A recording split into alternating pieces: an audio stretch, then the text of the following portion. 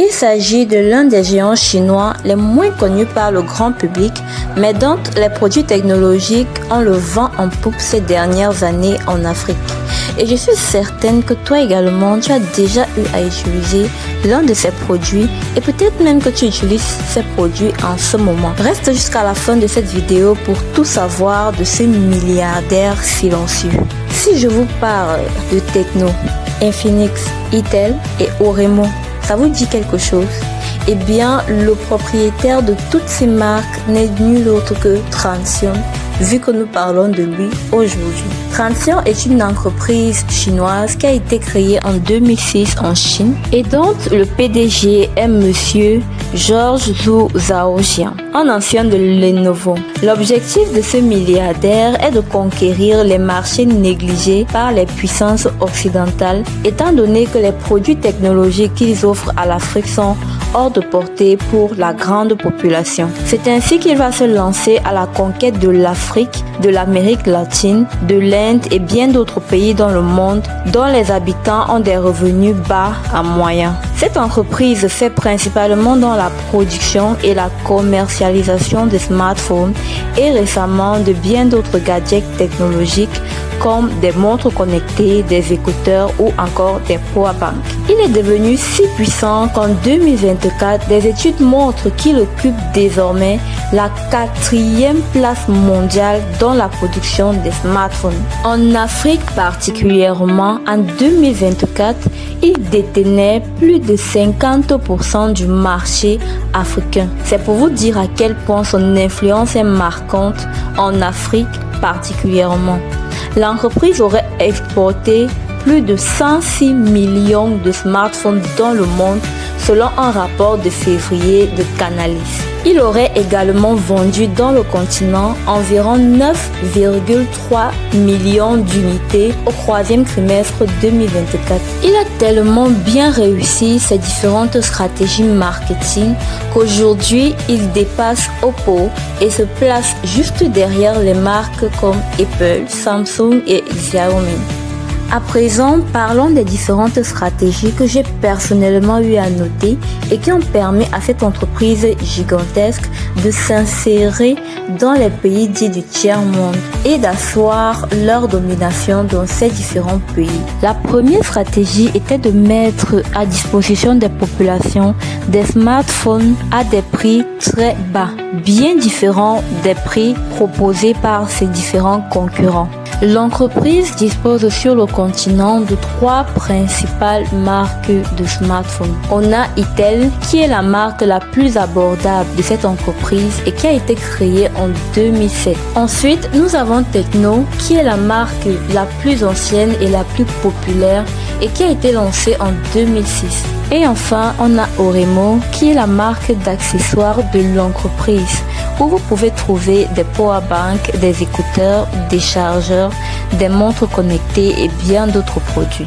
La deuxième stratégie était de mettre à disposition des populations des smartphones dual SIM, c'est-à-dire des smartphones pouvant prendre 2 cartes SIM de différents opérateurs ou simplement d'un même opérateur. Cela permet aux différents clients d'économiser et d'utiliser 2 réseaux téléphoniques différents en un seul téléphone. La troisième stratégie est bien évidemment celle que toute entreprise qui se respecte se doit d'appliquer, c'est le marketing. Si vous arrivez pour nous qui sommes par exemple au Cameroun, vous remarquerez que vous ne pouvez pas parcourir des villes comme Douala et Yaoundé sans voir une affiche Tecno quelque part, que ce soit Tecno, Infinix ou Itel. Il y a toujours un spot publicité quelque part. Cette entreprise fait une publicité de malade et je ne connais aucune entreprise téléphonique ou aucune marque téléphonique actuellement au Cameroun qui fait autant de tapage et autant de publicité sur sa marque. Ils utilisent des techniques comme de la publicité dans différentes chaînes, des spots publicitaires dans toutes les grandes villes des pays. Elle utilise également les réseaux sociaux qui aujourd'hui sont devenus incontournables dans la publicité de différentes marques. Pour cela, en plus de ses propres pages Facebook que la marque possède, elle utilise également les influenceurs pour faire la promotion de ses différents produits. Aujourd'hui, tu ne peux pas scroller sur Facebook pendant 5 minutes, je dis bien 5 minutes, sans tomber sur une publicité Tecno, Infinix ou Itel. Tu ne peux pas, c'est impossible. Ils sont partout. Ils ont su mettre en place une publicité offensive afin d'entrer même dans le subconscient du client. Ça veut dire aujourd'hui, lorsque tu veux un téléphone, la première chose à laquelle tu penses, c'est un téléphone Tecno, c'est un téléphone Itel, c'est un Camon 30, c'est un Camon 40, c'est un Camon tatata. La quatrième stratégie et non des moindres, c'est le service après-vente. Je ne connais aucune entreprise de téléphonie au Cameroun qui fait du service après-vente comme Transsion. Grâce à son service calqué, vous n'avez plus besoin d'aller dans les marchés, chercher les petits techniciens du quartier pour réparer vos téléphones et peut-être même risquer la perte complète de vos données. Avec les téléphones de la marque ou avec leurs appareils, vous avez simplement à vous rendre dans une boutique Tecno, Itel, Infinix ou que sais-je, afin de réparer votre téléphone ou votre appareil en toute sécurité. Toutefois, la marque a bien des choses à améliorer car les différents utilisateurs se plaignent bien évidemment. Ils se plaignent par exemple de la mise à jour des logiciels qui est soit absente, soit lente. Bien que rendu en 2025, je crois que cela a bien changé. Ils notent également une expérience Android souvent modifiée et parfois instable. Le téléphone peut par exemple bugger ou d'autres trucs de ce genre. Un autre problème ou un autre constat personnel que j'ai eu à faire, c'est qu'à partir d'un certain nombre d'années, la marque ne renouvelle plus ses différents accessoires de téléphone. Ça veut dire si un téléphone est sorti en 2021 et que vous êtes en 2025 avec une panne, vous ne pouvez plus faire réparer le téléphone auprès de la marque. Ils vous diront par exemple que les pièces du dit téléphone ne sortent plus, ils ne peuvent plus procéder à la réparation. Ce qui vous pousse à venir acheter un autre téléphone. Ça, j'aurais pu le mettre dans la partie des différentes stratégies adoptées par la marque, mais cela permet à la marque de vendre plus de téléphones. Maintenant, est-ce que c'est éthique? Je laisse chacun d'entre vous d'en juger.